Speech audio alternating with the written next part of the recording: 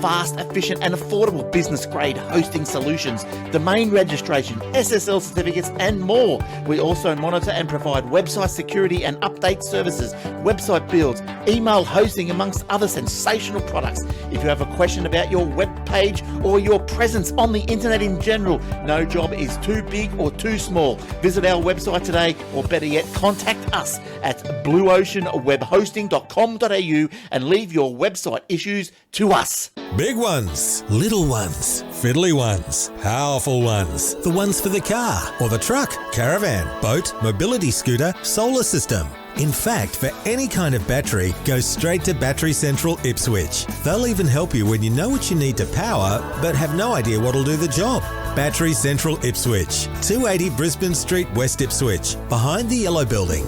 Expert advice, better batteries, best prices, every day. That's Battery Central Ipswich. Welcome to episode 741 of Aussie Tech Heads. I'm Jason Oakley and this is Will Tompkinson. Hey, Will. Hey, mate. How's things going up north? Getting there. Plodding along. Yeah, how's the shop move going? Painful. Painful. Physically and mentally? Yeah, pretty much. 4 years worth of stuff in one shop, and you think, oh yeah, I don't have that much here, it'll be fine, I'll move it in a couple of days. Well, we had to be out by last Wednesday, and I think on Tuesday we got the last of the stuff out, and then Wednesday I went through and pressure cleaned the place, so... But we got there in the end. I was telling my dad the problem is batteries are not that light. No, especially when you got to move a few hundred of them. Yep. And best case scenario, you double handle them. You move them off the rack onto a pallet, fork them across the new place, and then take them off the pallet back onto the rack. That's best case scenario, which didn't really happen. Most of them got handled 2, 3 or 4 times. So, you build up your muscles though, right? Well, yeah. I mean, a normal car battery is about 12 kilos. So, you move 100 of those and you just shuffled, over a ton of batteries. Yep. You move those 4 times. There's 4 ton of batteries. And that's the small ones. That's not including the big ones. Like the big 200 ampers are, 80 kilos. Jeez. Or the big 2 volt 1000 amp hours are like 220 kilos. So, well, as long as you're having fun. That's one way to put it. I was having something. I don't know if fun was the right word. Need your head red. Now you can take a week off. Yeah, right. Yeah. Who's going to run the shop? Cam. Given that it's school holidays for the next 2 weeks. Cam. Yeah, I just answered that. You just gave the perfect thing. I can see how that's going to go down. Oh, dear. You need to get him to do the hard sell. Bad enough he's now just coming into school holidays. They've just rocked home with 50 bloody chocolate bars for you got to sell fundraising, like $1 each. I'm like, yeah, great. They're just, here's $50. That's one thing about sold. Oh, look. He's going away for a while. We may need an ambulance. I sold them all for you. Aren't you lucky? That was so fast. That's because you had all this experience selling batteries. Chocolate is the next step. What comes after that? Tequila. Illicit substances? Yeah. Oh, dear. But yeah, in this country. Yeah, well. But, so it's been a fun couple of weeks. But now that because this shop's so much bigger, working out the layout and the configuration of this store is a whole different ballgame. So, yep, I'm going to do that. And then once I figure that out, then I got to start. Well, I can't put all the stock away because I've got sign writers making up signs to go in some places. So, if I put the stock on the shelves, I've got to take it all off again to move the shelves, to put the signage up, to put the shelves back, to put the stock back on it. So, even though I'm in the store, I still can't put half the stock away yet. So it's going to be never ending for you, isn't it? Oh, for the next few weeks, yeah, it'll be, But so all these things we got to do. So it does. It is good. More room to move. We can get more stock in. We can, do more things. So we're going to start doing other stuff. We're going to get into battery repacking again. Get back into that. I'm going to start doing stuff I haven't done for a while, like retrofitting solar panels to golf carts and mobility scooters and all right. All sorts of stuff. So yeah, so it should be Check fun. out the website. Yeah, we have a website. It mostly works. And maybe a discount. So There it is. that's it. That website right down there. BatteryCentralIpswich.com.au. That's a cool logo. It's not on there. Yeah, we actually use that one a lot. It's on. So yes, but it's been fun. And last week we didn't have a show because my computer just decided to go no show for you tonight, and it literally wouldn't turn on for like a week. It just wouldn't. It needed a break like you. It's trying to give you a hint. You need to settle down and take it easy. But the problem is I'm having a break. My computer shouldn't be because I should be on it. But it just literally wouldn't turn on. It just goes, no, I'm done. I'm finished. I'm like, oh great, here we go. And yesterday it turned on and it's been working fine. Except today it crashed. Doing Windows updates, it crashed at like 28%. You know the whole please don't turn off your computer during updates things? It's a bit hard when your computer crashes. Like, what are you supposed to do? You can't leave it on. I noticed mine's got a little icon in the corner there saying you should probably reboot me at some stage. I'm like, yeah, I probably should. So good idea. Windows has been attacking my drivers again. I can tell. Yep. And Bloody Microsoft.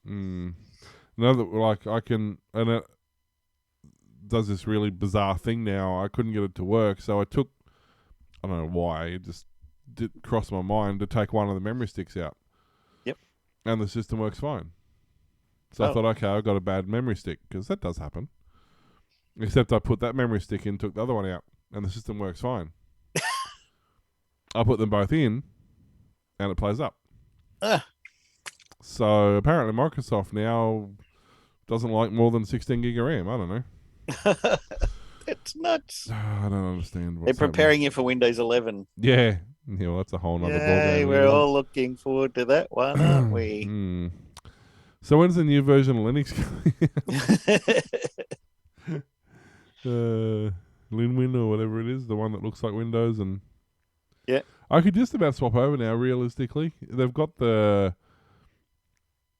if they could work up the only reason actually let me think. Yes, the only reason my main computer now is on Windows is for games. Yep. Because not all the games I own on Steam are available on Linux. That's literally the only reason I'm running Windows. Yeah. I've got a couple other systems that run my Octopi is Linux. Yep. And it has its own back end, so you can run that off anything, off whatever, through a browser. My laser cutter, that's why, because my engraver can run on Linux, but my laser cutter doesn't have a Linux driver yet. So, yeah. But basically, when we're at work, I have an Android tablet that runs all our point of sale stuff. It runs Square and runs Zero and all that sort of stuff. Yep.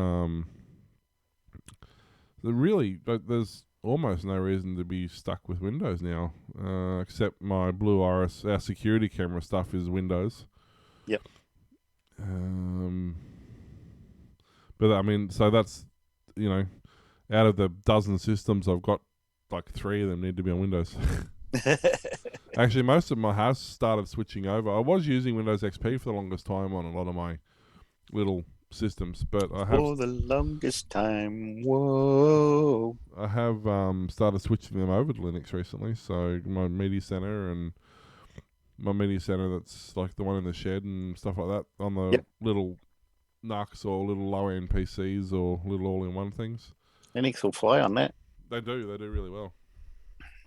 So they got all the drivers for it. Yeah, you turn all the fancy graphic stuff off because they're just the built-in Intel, whatever it is, Intel Turbo or whatever they call it, Intel HD, whatever it is. Yep. But you turn off all the fancy graphics and they run fine. Yep. Does everything you need it to. Oh yeah, for sure. So, I had to do a purchase. This headset I've got here, that side has snapped just here where it connects into the head. At the moment, it's only staying there because my head is squeezed between them. But if I take it off, it just flops off. So I started looking around places, and then I was like, oh, hang on. I remember that because I signed up with Kogan and got their credit card, they gave me a $50 credit. All right. I was like, oh, I might as well go to Kogan. So I did a lot of research and found a really good LG headset that's got a lot of really good reviews all over the place. So I bought that one. Hopefully, it should arrive next week. And also, I got a headset holder that screws into the table. So you just screw it in there, fold down the flap, and you can hang your headset off there so it's not lying flat on the table or on my keyboard or whatever. I can just pop it off to the side there where I've got plenty of room and pick it up when I need it again. I've got a 3D printed one of those around here somewhere. Yeah. Can't find it. Where is it? I thought it was. Okay. Apparently, I've taken it off my desk. You're usually so much more prepared than this. I'm kind of wondering where it went because You've always got it's stuff something ready I to go. use fairly often. It's my headset holder. I don't know. I don't know why it's missing. Does anybody else use headsets in the house? No. But no. Well, I've got the same problem because these are the Sennheiser, whatever they are. Yep. These are the HD 201s. I've been through 3 sets of these in the last 10 years. All the felt and stuff Comes off. Yeah. And That's the thing with this, all the vinyl is peeling off, and every time I take it off, my daughter's like, Dad, you got a bit of black there and a little bit over there and a bit on your foot. And these are the next model up. These were what model were these? Oh, I just realised these are broken. That's good. Time for you to go shopping. What model these are. Hey, These are the Kogan's next got a model good after those. And they're doing the same thing now. After 2 years, they're starting to do the thing, but I just realised they actually cracked up here. But Sennheiser don't make corded earphones anymore. Oh, sorry. It's not. It's a Steel Series Arctis 5 gaming headset. Oh, SteelSeries stuff. Isn't too bad, yeah. And there's a lot of really good reviews, and it does DTS surround and stuff as well. So I actually went into EB Games and picked up a headset, and I was like, it doesn't say here if it's got a USB connector. I'd prefer that because you can get better sound and surround and stuff. She said, no, it's it's the 3.5 mil. And I was like, okay, but it says you can get an adapter. She's like, yeah, it comes with the one that's got the microphone and headset built in to the plug. But if your computer doesn't have that, it's got the two separate ones, then you also have to buy an adapter. And I'm like, why is there not just USB? And she's like, I don't think we actually sell any more USB headphones at all. We don't have them in stock. Everything is 3.5 mil now. I was like, oh, that's interesting, because I was at EB maybe 6 months ago and everything there was USB, but all of a sudden none of it is. Yeah, because for hardcore gamers, the latency is the issue. Yeah, and also that means it can plug into your phone, into your Xbox, into your PlayStation, into your computer, into your TV. But a lot of those don't have USB out to audio, so they just do the one thing. And I'm like, well, that's no good. I want the USB. So I found this one online, Steel Series. I still got my Steel Series little gamepad thing, playing games. Yeah. That was actually my Logitech one. That's the Steel Series wireless. But I found out that my new motherboard doesn't have Bluetooth. The old one did. So I was like, well, I'm either going to have to buy a Bluetooth adapter or I'll just get something else. So I went and got the LG one, Logitech. I got a couple of Bluetooth. Oh, this board does have Bluetooth. I just got to enable it, but it's flaky. I've had a lot of trouble with controllers just randomly disconnecting. I noticed mine was flaky. I thought it was just mine on the old computer that I had. No, Bluetooth. Maybe it's the onboard ones are crap, but you need to have the USB ones that in reality, Bluetooth's a horrible. It's supposed to work like up to 10 meters away, isn't it? It's supposed to. With audio, maybe because it's such a low bandwidth. But if you rely regularly on Bluetooth, like I've got Bluetooth keyboard and mouse that's in the lounge room, And we're forever having to repair that because it just drops out all the time, and it's only 3 meters away from the computer. A lot of Bluetooth stuff, and all of it is just problematic.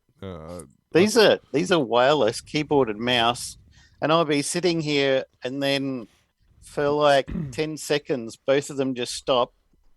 I'm moving the mouse around. What's going on? What's going on? And then I see out the corner of my eye, it's detected something, and then suddenly everything works again. I don't know why. That's just randomly happens like 3 or 4 times a day. Are they Bluetooth or RF? Doesn't say. It's Microsoft I think they're RF. Sculpt. Yeah. Yeah. You could But just the adapter's right there, like it could be random 2.5 interference or feet something. away. Yeah. There's as much technology as there is, there's a lot of stuff that's really dodgy. Yep. It works good when it works good. Yeah, well, that's exactly right. Like, even wireless, like, even Wi-Fi. Yep. When it works, it's amazing. But when it doesn't work, it's the biggest pain in the ass. Like, I've got one computer at work that every time it connects to it's wireless. So every time I turn it on, it connects to the wireless network, but it can't find the internet. So I plug a LAN cable in that's not attached to anything. Yep. And it goes, it's attached to a router, but the router's not attached to, it's only attached to the security cameras. It's not actually attached to the internet or anything. Yep. Yeah, it's all found your network, and then you unplug the Cat 5 cable, and it goes, detected wireless network, and it connects to the wireless network, and then it finds the internet. And it's like, but nothing's changed. It's exactly the same as it was 30 seconds ago, except I plugged the cable in and then unplugged it. Yeah. Like, huh? Well, that's why for my computer here and my daughter's room and our spare room, I got cabled sockets in every room because we've got really good Wi-Fi signal, and I've got the Netgear Orbi, so the main router for that is in the lounge room. Then there's a satellite in the spare bedroom just through this wall.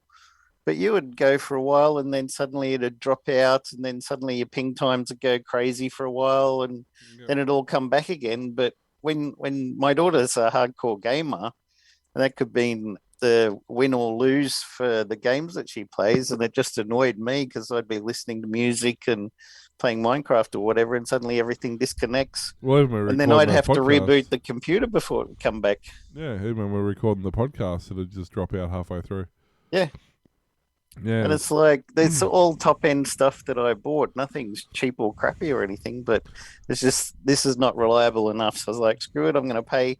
Somebody can come, put sockets in all the rooms, put them on Cat 6E or whatever, and be done with it. The most reliable Wi-Fi router I own is a 15-year-old, doesn't even do 5G. It's the old 2.4. It's like 10 or 15-year-old TP-Link. Yep. With the 2 little rabbity antennas.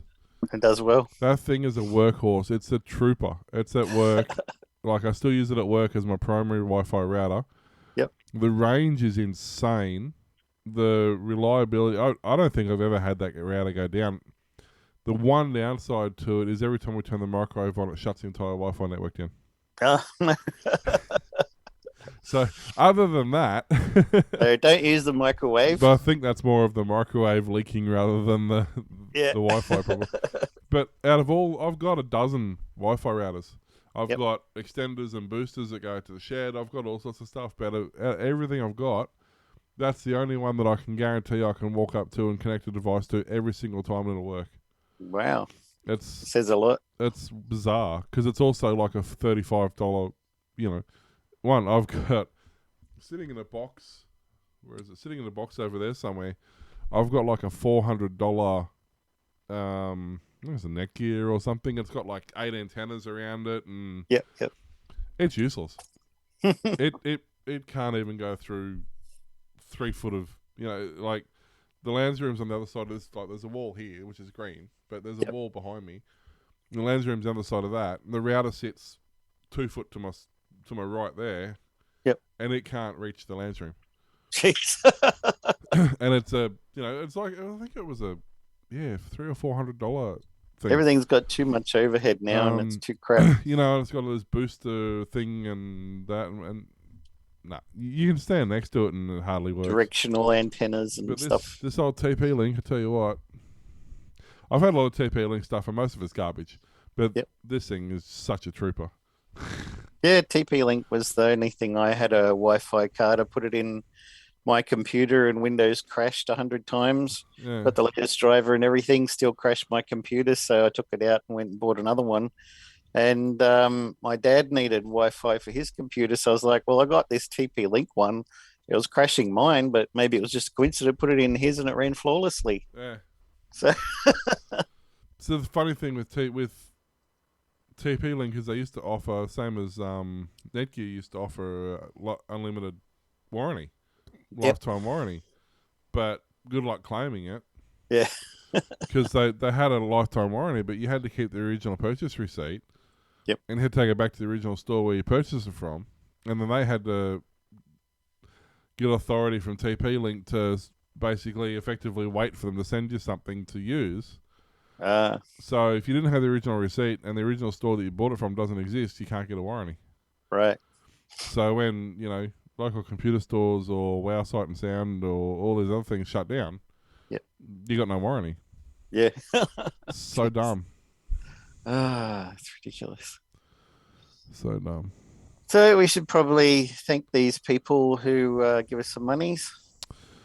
Yeah, we get a few bucks here and there from. Oh, that is entirely the wrong button. We get a few bucks here and there from different people, and we do appreciate it. Whether it's patreon.com/AussieTechHeads or whether it's ko-fi.com/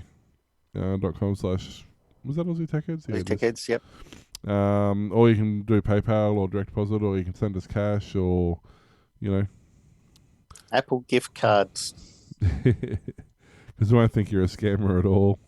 Should be Google Play ones though, because we're not very big on Apple stuff. Or if you want, you can. I hear it's a good way to pay off your tax that you owe. Apple gift cards or Google Play ones. It's a big interesting way of doing it, actually. You can also, you can do that. Or if you've got crypto, you can send us crypto.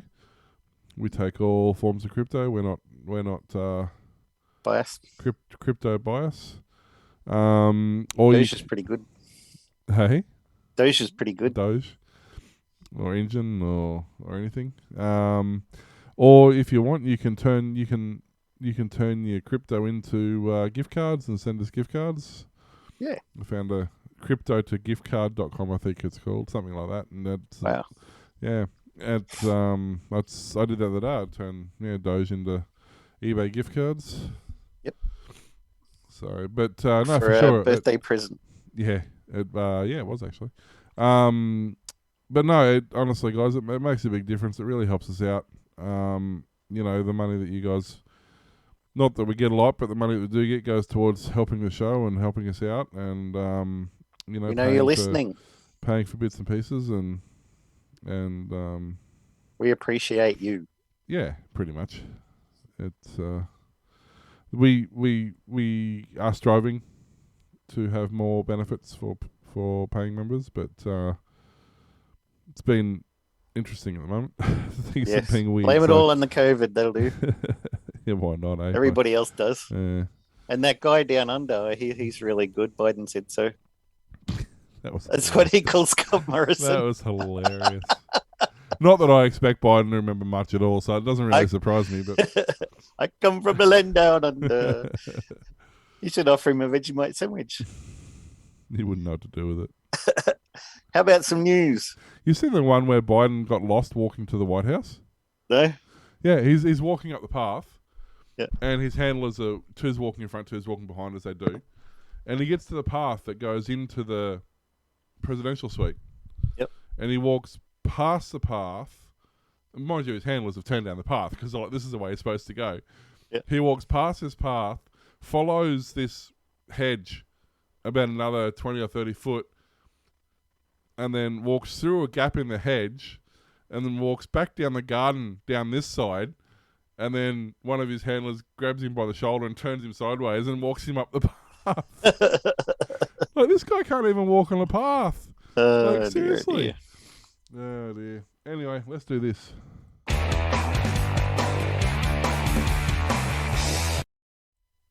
Microsoft is making good on its long-held promise of eliminating passwords for user accounts, since the company believes logging in that fashion is inconvenient and insecure. Starting today, users can remove password authentication from their personal Microsoft accounts. Instead, users can get login codes from Microsoft Authenticator time-based one-time password app, which must be linked to their personal accounts. Once Authenticator is linked to the personal Microsoft account, users can opt to set their logins to become passwordless. Over the next few weeks, Microsoft will also let users log in with Windows Hello facial recognition verification codes sent to their phones and email accounts and hardware keys. Passwordless sign-in will be available for Microsoft Outlook, OneDrive, Family Safety, and other services. For enterprise users, Microsoft said it will start developing passwordless logins for Azure Active Directory accounts as well. Managing passwords has become increasingly difficult for users who have to remember several different ones across multiple sites and services. The company said this has led to insecure user behavior, such as using and reusing easily guessable passwords, and even stopped using a service rather than dealing with a forgotten passphrase. Attackers, meanwhile, have built up a large store of captured passphrases and built powerful tools that can crack or guess most common passwords. I'm guessing this is one of the reasons for this TPM 2.0 chip in requirement for Windows 11, because it stores your secure biometric information in that chip that can't get hacked into. So they're going to make everything passwordless and log in with your face or Authenticator app or something. Because, when you use the Authenticator app, it's not like you need to type in a password or something. Yeah. Like, seriously. What? Let me just stop what I'm doing, go to my phone. Let me just I'll just bring up this app that I need to use to log in. Oh, wait, I've only got 10 seconds. Well, I'll just wait now because I'm about to run out of time. So once my 1 minute runs out, I'll get a new passphrase, and we'll just wait for that. Oh, look. Oh, there's the new the new thing. Okay, well, now I'll just go over here and I'll just type my new... Yeah, that's much more convenient, Microsoft. Well done. Oh, my phone battery went flat. Yeah, now what do I do? Let me just ring my missus because I left my phone at home. Yeah. Ring her on the work phone. Go, what's my password? You got 25 seconds.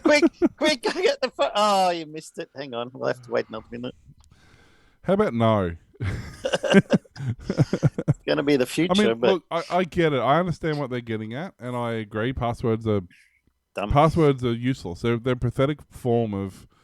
Yep. It's the same as a lock on a door. It only keeps innocent people out. Yep. If someone wants to get in, they're going to get past it. It's not going to stop them. No.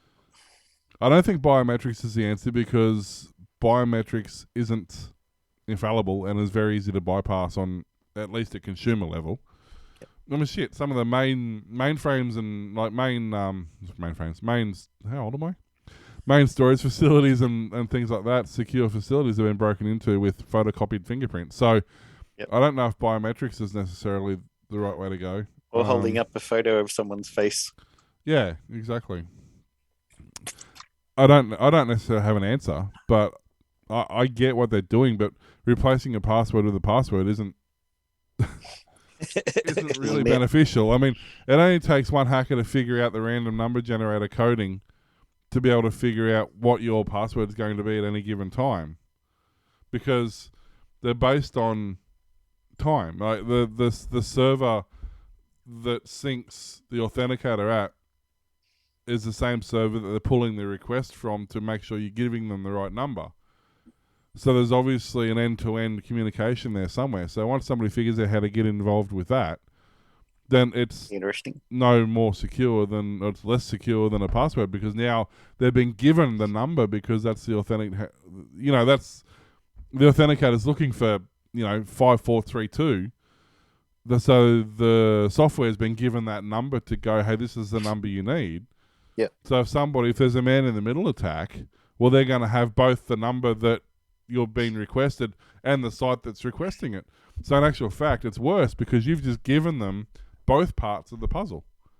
And it's pretty simple these days to spoof a SIM, so you also get the password to your hacker phone as well as the person who's supposed to get it. Yeah, that's what I mean. Like, in some regards, it's actually far worse. It's far less secure.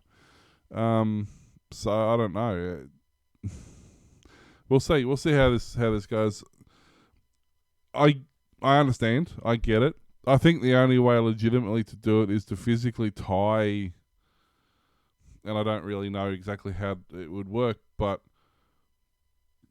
you're tying your browser or you're tying your, I guess, database to me physically, so that I have to, whether not necessarily biometrics insofar as, you know, thumbprint and whatever, but it has to be me to unlock that thing. How that's done, I don't necessarily know.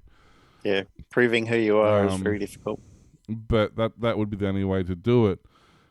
In, I know there's sci-fi books and stuff, but in some of the things like Snow Crash, for example, where they effectively are in an immersive world, they're basically a lot like Ready Player One. Same deal.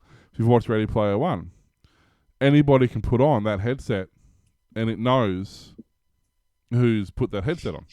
Yep. You know, it's the same principle. Once you've got that original, and in the case of Ready Player One, I'm making the assumption based on the way they hijacked the other guy's room, but I'm making an assumption you have one master password that unlocks everything else. Yep. Once you've accessed that first thing. So I don't know if it's the same sort of way. You make it so a computer you log into with one master password, and then it just makes an assumption that from that point on, whenever you're logged in, it's actually you because you logged in. Yeah. I don't know. My voice is my password. Verify me. Yeah, you know. I don't know. I don't have an answer, but I don't think Authenticator app's the way to do it. And I'm not real fond of biometrics at consumer level. They're not. I mean, a thumbprint or a fingerprint scanner on a phone is very easy to spoof. Mm. Facial and voice. Voice is probably the hardest. Facial recognition is fairly easy. But with the deep fake stuff that's out there now, they can make an entire person's likeness with 12 words. And moving. Yeah. They just need 12. They need you to say, there's 12 key words that they need you to say. Yep. And then they can impersonate you from those 12 words. So, you know, I don't know. They need a couple of photos and they can do your whole face. And exactly. I don't know. But speaking of security, sort of, Xiaomi expands smart wearable device range with smart glasses. Oh. So as you know, Xiaomi does like everything. You know, Yep. Phones and scooters and Roombas and scales and watches and like that, everything. But Xiaomi's unveiled its smart glasses, a wearable design with its own independent Android operating capability. In addition to displaying basic notifications such as incoming calls, texts, etc., the smart glasses can also independently, through its integrated Xiaomi AI voice assistant system, wow, complete functions such as navigation, take photos, photo translations, and transcribe audio into text with translations in real time. While it sports an ordinary glass design, the smart glasses feature 5-megapixel camera in front of the glasses.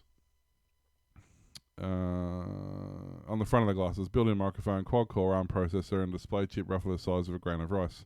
It also has micro-LED optical waveguide display. Xiaomi claims it can accurately transmit light beams to the human right eye through the microscopic grating structure of the optical waveguide lens. Wow. Technical. The Xiaomi smart glasses integrates a total of 497 components, including miniature sensors and communications modules. So it's not just a second screen for your smartphone, but instead it functions as a smart terminal with independent operating capability. The unveiling of smart glasses come days after Facebook announced its own version. I would trust Xiaomi more than Facebook, I think. I know, right? Xiaomi also recently announced it would offer 3 generations of Android system upgrades and 4 years of security patches for its Xiaomi 11T services. the Xiaomi 11T Pro and Xiaomi 11T with availability vary from market to market. While upgrades for other devices are not included at this time, the company said it would evaluate the possibility of extending the services to more Xiaomi devices. So yeah. You know what I think it'd be really good for them is walking directions.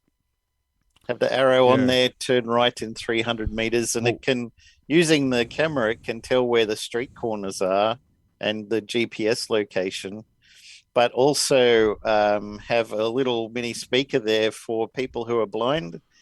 Just say in 200 meters, turn right, in 300 meters, turn left, press the button or whatever, all of that stuff. Well, they probably would because this does navigation, like it has navigation built in. Yep. Or because it's standalone, so it's going to have that. Chances are it has a built-in speaker because it's supposed to be, you can do phone calls on it as well. So whether it either has built-in speakers or you pair it to a Bluetooth. And it could be a HUD for motorbike riders too. Yeah, for sure. There's a lot of features when you have a device that's standalone rather than just piggybacking off your phone. Yep. I think it's a really good way of doing it, actually. When you look at the picture here, you see that... where are we? Then they can do a reputation system.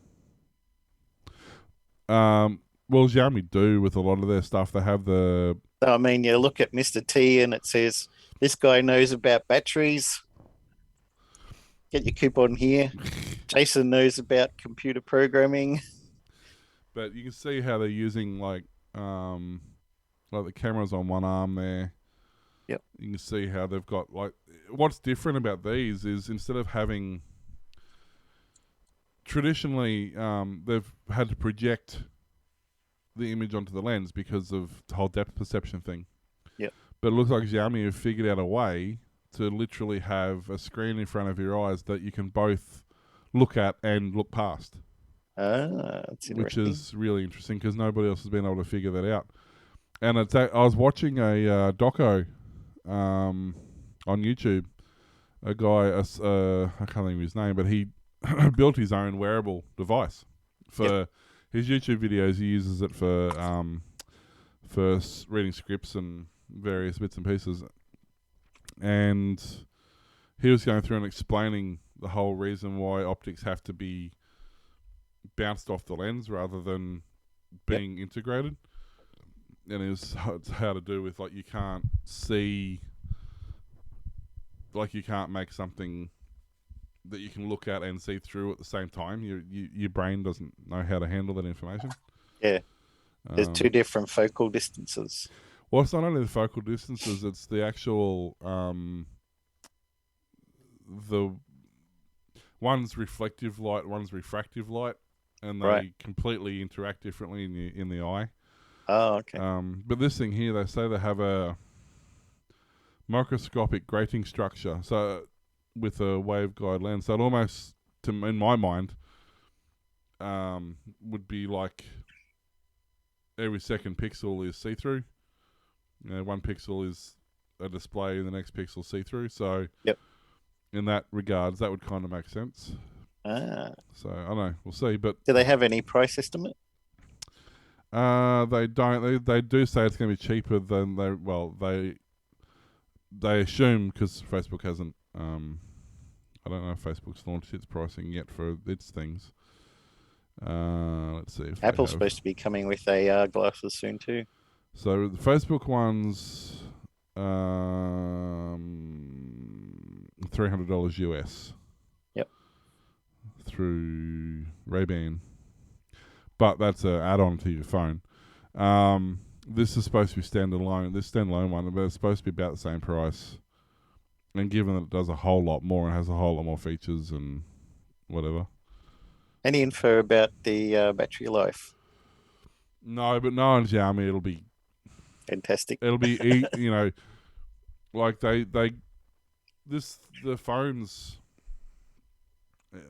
they build to get through a day, and even the most hardcore users, like the battery life on everything they do is generally well above what it needs to be.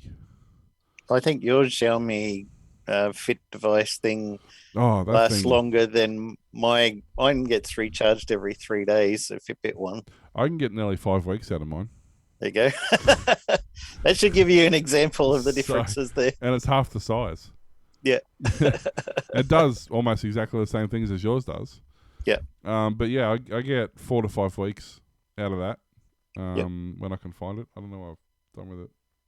It's with your headset holder. It's got a find me feature. The problem is the battery's flat, so the Oh. find me feature doesn't work. That's why I lost it, because it went flat, and I went to put it on charge, and I couldn't find it because we just cleaned up. So who knows where that went?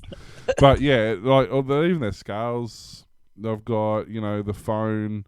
You read reviews on their scooters and all that sort of stuff, and the battery life is that's one thing they do really well. Yep. They have a really good device loaded with features and a fantastic battery. Yep. Sounds good. So yeah, Very tempting. I know this thing here. Like I can have this on charge. It'd be sort of it's not about 90%, which is what it usually is by this time of night, because I've had it on charge. And then I can go all weekend, and even Monday morning, it's still usually got 30 or so % left. Mine's got 57, and it came off the charger this morning. It hasn't been used that much all day. Yeah, mine's at 90%, and it's still. That's it, I can easily go, take off the charger Friday morning and put it back on the charger Monday morning quite happily. I have even pushed it to full 4 days, like Friday morning to Monday afternoon. Yep. So, not bad. As opposed to the AirPods. You heard about that? No. The AirPods. Apparently, there's a thing happening now where the first generation AirPods, the batteries are dying. But okay, it's been 5 years because I launched in September 2016. So they haven't done too bad, but yeah, apparently they're starting to die off. They're dropping down a lot now. There's a way to change them. Yep. But being Apple, you can buy $70 and an AirPod for $70. I think that's one. So I think they're like $150 for a pair. Yep. But that's for the new one, the third generation or whatever they're up to. Yep. Or you can go back to Apple and get your original ones repaired for $50 per AirPod. So, hope you got Apple Care. And for them to fix them, they have to be basically perfect condition. They can't be water damaged. They can't be physically damaged. They can't have any wear and tear marks on them. Otherwise, Apple won't touch them. Yep. So and no third parties allowed to. No third parties allowed to. Although I'm sure there are people that do. Yep. But yeah, so you can buy new ones for $70 or get your old ones fixed. Maybe get your old ones fixed for $50. Yep. Each. Yeah. Maybe. So, Apple again on the ball. Good on ya. After months of uncertainty, the company finally, this is the NBN I was going to say, what company? What? Finally released a series of documents on Tuesday evening that formalize the conditions that residential fiber to the node and fiber to the curb users need to satisfy in order to qualify for a free upgrade to full fiber. The documents also describe end-to-end process and responsibilities that NBN Co. and retail service providers will assume in preparation for the commercial launch of the upgrade program in November. On the qualification side, the minimum order needed to trigger a free fiber upgrade is just as NBN Co. described over the past 6 months. That is, fiber to the node users will need to place an order for a home, fast or higher service. This means a speed profile of 100/20 or greater. Customers with existing fiber to the curb connections will need to place an order for home super fast or higher, meaning either 250 meg or up to a gigabit. And NBN code previously suggested there will be no minimum contract term commitment, and that appears to continue to be the case. However, the company had raised concerns about customers placing a qualifying higher speed plan in order to get the free fibre, only then to drop back down to a lower speed tier. While acknowledging there could be genuine reasons behind a downgrade request, such as financial hardship, the company was worried that its upgrade offer could be gamed. A full fibre connection is more reliable and likely to suffer less dropouts than FTTN, for example, driving fears that customers may be using the scheme to get a more reliable connection despite being most happy on a lower cost, lower tier plan. Part of the purpose of fibre upgrade is to coax more customers on the higher speed plans to meet NBN Co's future revenue targets. NBN Co indicated downgrades would be possible, but are likely to come at a cost. While that cost would be put on the retailer by NBN Co, it's not hard to imagine that retailers who already complain of thin margins reselling NBN services are likely to pass it on rather than try to absorb it, which makes sense. Yeah, but I don't think people are that interested, honestly. Like, if you want the faster speed, you're going to pay for it and keep it. You know. Yeah. There'll be a few people who do it, but the vast majority of people aren't going to specifically get fiber because it's more reliable. Like, we don't have fiber here. We're still on copper, and my internet's fine. It's not really the internet. It's the provider's more of an issue. Right. One of my neighbours has got Dodo or TPG or something. Sorry to hear that. Yeah, and they are forever having like throttling issues. You know, at peak at 7 or 8 o'clock of a night, they can be getting 6 or 8 meg down. Yeah, that's why Aussie's got the no peak congestion guarantee. And I think that's more of an issue than whether or not it's fibre. Yeah. They're not buying enough capacity. Yeah, I can't see too many people doing that. It's a lot of effort to go to just simply to get a fibre for the sake of having fibre. Yep. If it had other benefits, yeah, okay, maybe. But genuinely, if you want the speed, you want the speed. Like, if you're someone who games a lot, you're going to want the speed and need it, and you're not going to be satisfied with slowing down again. The speed's semi-irrelevant, really. It's your ping rates that's important. I don't think going to fibre is going to change that, and having a faster internet connection doesn't make any difference there. So I don't know, even if the only time I can see you needing a faster internet service is if you've got 5 or 6 people in a house and everybody wants to watch HD Netflix or HD YouTube. Yep. Then okay, yeah, maybe you might need something then, but or a Minecraft server. Yeah, but even then, like, it's not a huge amount of bandwidth. No. It's really only video. HD video uses more than anything else. Yeah, definitely. Unless you're downloading, torrenting every movie ever in existence, Yeah. I mean, sure, okay, having 250 meg or 1 gig or whatever would be great, but most people are never gonna. I mean, I know the average person can't use it anyway because your average cheap $25 router that most people have can't support those speeds anyway. No. And if they do, it's only going to be for one computer. If you've got 4 or 5 computers hanging off that, it can't multiplex. It's not going to divide that between all the computers. It's going to be best come, best serve. Yeah. So not many people have got gigabit switches either. No, and once again, unless it's a smart switch, if it's a dumb switch, it's just going to give the bandwidth to whoever wants it. Yeah. Unless it's a smart switch that's distributing it, that and so many people are still on like Cat 5. Yep. It doesn't. I mean, it will do gigabit, but it not very far. Doesn't really like it. No. Even Cat 6, yeah, but even Cat 6 really is not overly fond of it either.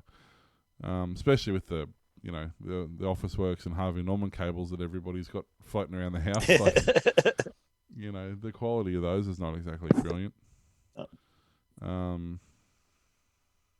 Yeah, Keep I don't your know. ass there. I don't think it's as much of a issue as they're making it out to be honest. But people that have issues. Speaking of people that have issues, are great. Both my stories. Let's talk about Microsoft. So as you know, Windows 11's coming, like it or not, and I'm not sure if they know what their end goal is here. Let me just play you a video that they have on their website.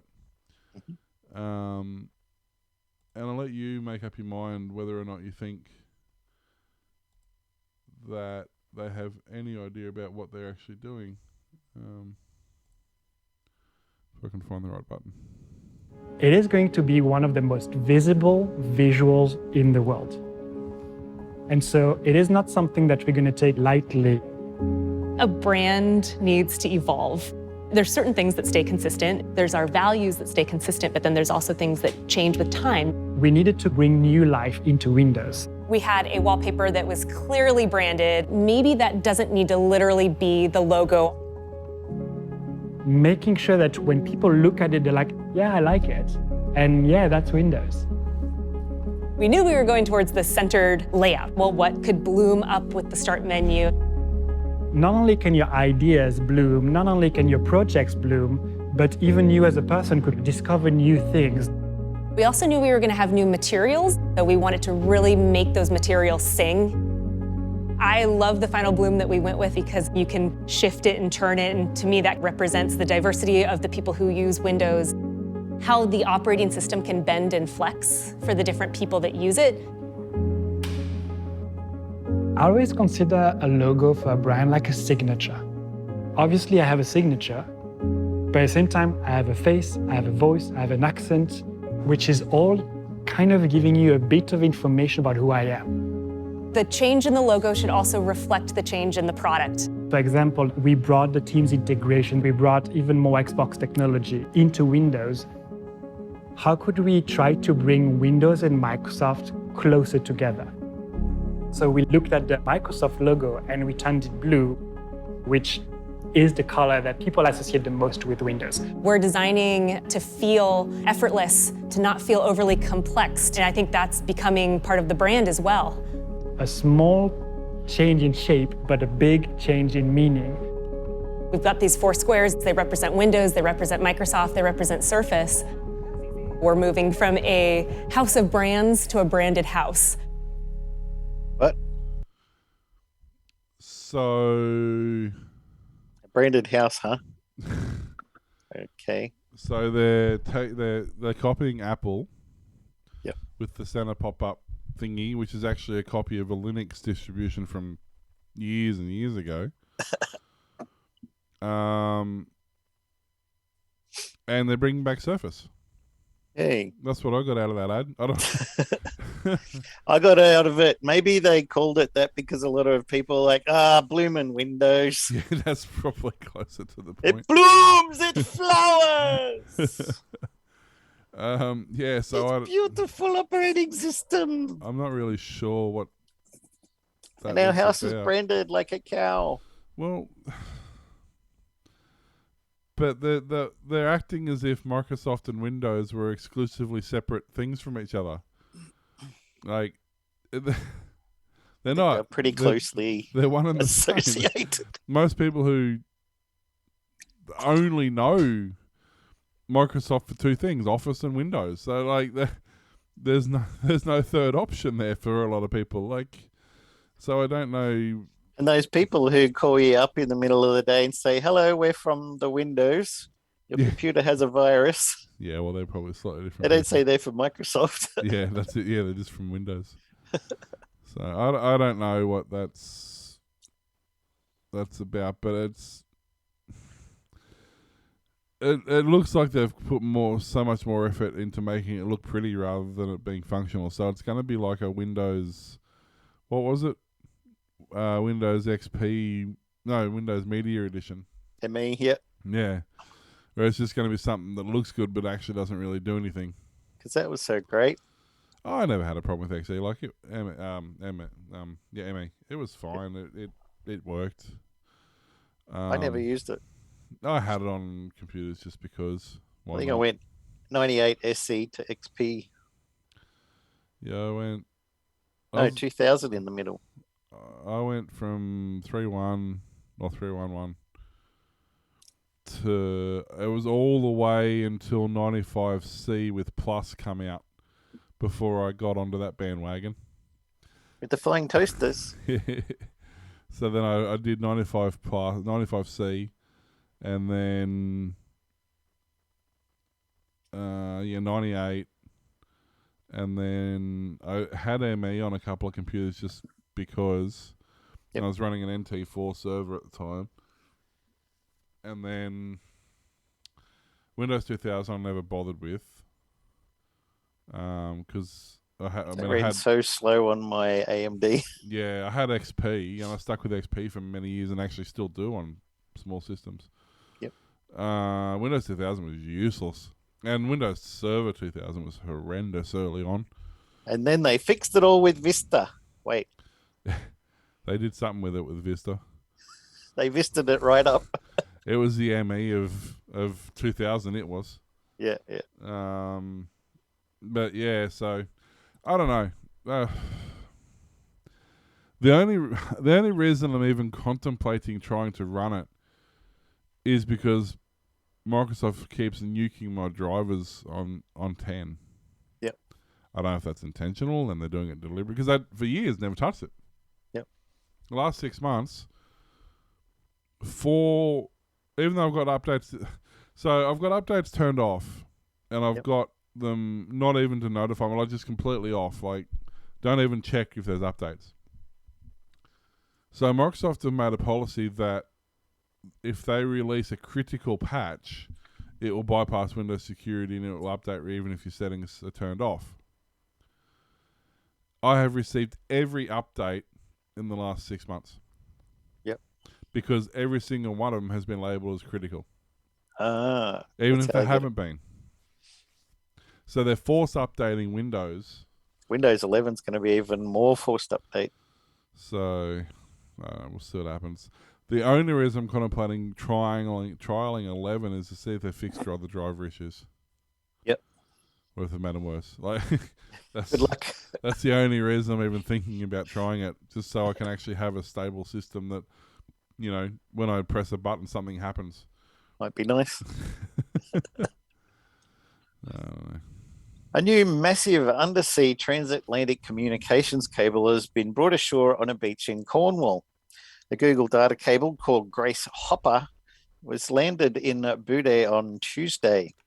Once operational, it will have a capacity to handle 17.5 million people streaming 4K video concurrently. The cable has been laid between New York in the United States, Bilbao in Spain, and Bude over several months and is expected to be operational in 2022. It was part of a new generation of lines that connected continents along the ocean floor with an additional layer of security beyond what's available over the public internet, Google said. The tech giant is named Grace Hopper after the American computer scientist and United States Navy Rear Admiral. It's about 7,000 kilometers long and is the company's fourth privately owned undersea data cable, which transports 98% of international internet traffic around the world. An early attempt to land the cable at Bude failed in July because of poor weather conditions. The third leg of it was landed in Bilbao this month. There's a massive new cable. It has 16 fiber pairs, whereas the previous technology was a maximum of 8 fiber pairs. Think of 17.5 million people streaming 4K videos concurrently, and that's what Grace Hopper will be able to do. The location of Bude was chosen because it's an ideal, nicely protected beach and adjacent to a lot of terrestrial infrastructure needed. Yeah, I know that's something that they tried another cable. I think this is the first of the bigger ones. They tried one last year, a different location. I think it was from like Malaysia to... I can't remember now. Malaysia to China or something.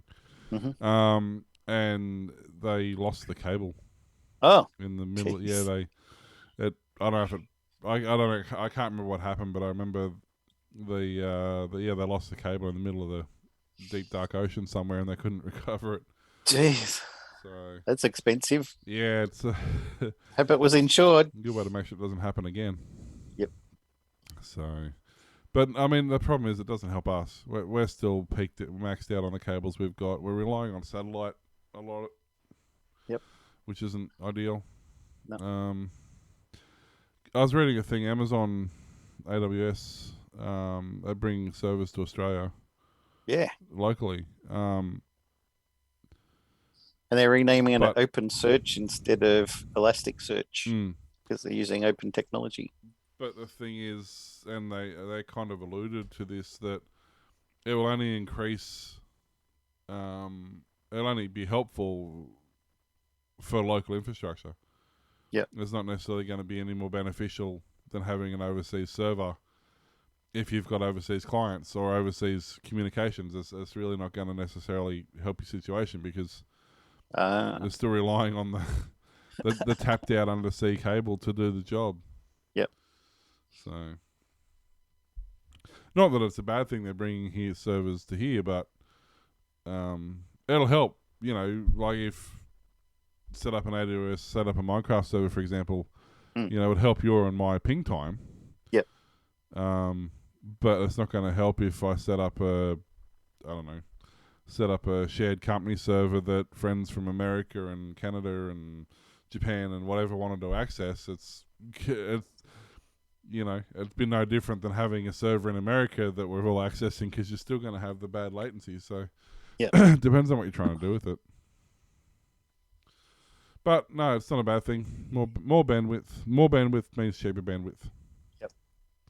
So, Motorola. Speaking of people who don't know what they're doing, Didn't Motorola, they used to be a bit bigger back in the day, and now you don't hear much about them, do for you? the company that invented and marketed and deployed the first mobile phone, they've sort of lost the plot a little bit over the years. Yeah. But they want to take on. They want to be the new Apple. Oh. Yeah, they've decided that that's it. We're going to be Apple, and we're going to start by making ads exactly the same way that Apple made them. Because, well, It's worked so well for Apple. because Apple managed to get away with it, so we can do it too. So I'll play you the ad, and then we'll have a quick talk about it. This is the sound of a fire. It's not, but anyway. Wild, passionate, unstoppable. This is a beacon. Bold, bright, inspiring. An attitude that connects people and transforms lives. This is real power. The stuff that fuels starters, innovators, change makers. We are Motorola, and this is what inspires our people, brings our technology to life. It's time to unleash your power. Just take the first step, and we are here to support you. Motorola, power to empower. So, Is that better than the Microsoft one? I'm not sure. So apparently, if you're a truck driver, a BMX rider, a high diver, Karate Kid. and a karate kid, these phones are for you. There you go. I really don't understand the ad. I don't understand their marketing. I understand it less when you read their. I think Apple can get away with the wanky kitsch stuff because people expect that now, but Motorola. Well, especially when it's like, this is the sound of a fire, and it's not. It's the sound of Heartbeat. a heartbeat, and then somebody splashing in water, which is like the opposite of fire. But it's bold and inspiring. But And other advertising words. Well, I was going to say, this is their catchphrase. It's bold and inspiring, and it's an attitude that connects people. Okay. I thought it was a phone that connected people. Like, you're supposed to be selling phones. Like, Not attitudes. it's not attitudes. There's enough attitudes out there. I don't understand what's happening. The one I liked best was the Google one about the circle. Yeah. That was good because it was funny. At least it was. Yeah, I was going to say. At least it was funny. It had something. It wasn't going for trying to be serious and failing. No, it just was. Yeah,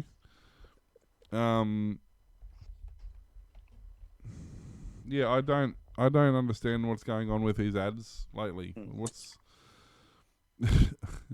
the deal? Like, in case you're wondering what we're talking about. The circle. Perfect. Simple. Some might say simply perfect. A the one complete we had a set couple of of weeks points, ago. all equidistant from a single point on one plane. Geometry. No beginning. No end. No end to the beginning. So round. So circular, if you will. Little known fact, the Latin word for circle is circus. Circus. Isn't that delightful? And that delight inspired us to reimagine the circle for the new Google Pixel 5a. Precisely 3.5 millimeters in diameter, forged and machined from the finest premium-grade copper and iron, housed in a unibody of die-cast aluminium. Fancy pronunciation. Engineered for optimal haptic feedback to deliver the satisfying feeling of click. A circle, yes, but also a hole. A tiny black hole with the gravitational pull of 1 trillion collapsed stars. Approximately. Capable of transporting us to fantastic alternative aural dimensions. Designed to welcome both 1/8 inch 3-pole TRS and 4-pole TRRS connections. A glorious achievement that draws from our past as it propels us into the future. It's a headphone jack. Yes, it's a headphone jack. With the Google Pixel 5a with 5G, the circle has finally come full circle. Brilliant. That's how you do an ad. Like, you want to take the mickey, fine, but do it in a way that makes sense. Like, that one's literally, saying we're the only phone with a headphone. Well, not the only phone, but we brought a headphone jack back because people complained that it didn't have one. Yeah. Like the entire 1.5-minute ad is based on a circle. Like, it's great. I like it. It's But funny. I don't get other ones. Motorola and whoever else Windows. is out at the moment. Like, it just doesn't make any sense. No. I don't know. I have to admit, back in the day when Motorola's were around, they were a pretty good phone. Yeah, everyone wanted a Razor. I had a Razor. I had a Razor. I had a Jazz. I had that. I can't remember what it's called now. The Engage? No, that was a Nokia. Motorola did a version of that to like a gaming one. Yep. They were reliable. They were bulletproof. They did the iTunes one that we don't talk about. Oh yeah, they did too. It had a whole 100 songs. Well, that was like the Sound Blaster, the creative. Was it Sound Blaster? Who was that? Was that? Yeah, that was Sound Blaster, I think. No, Walkman. Yep. So the Sony Walkman phone. It was. Yeah. But yeah, look, I don't know.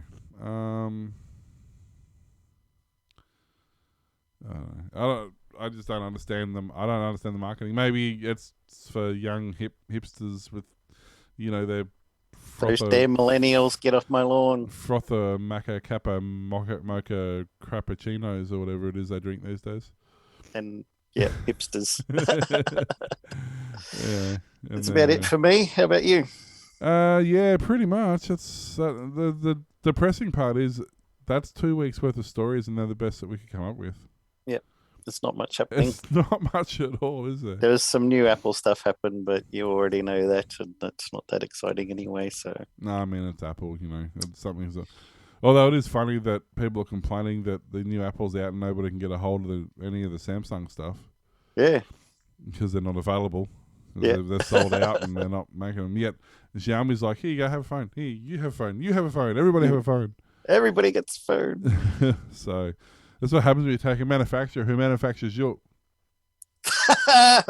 You're like, So what happens when you take a phone who manufactures your components and their components, and their phones become more popular than your phones. They focus on making their own stuff instead of yours. Yep. So, alrighty, I think that'll just about do.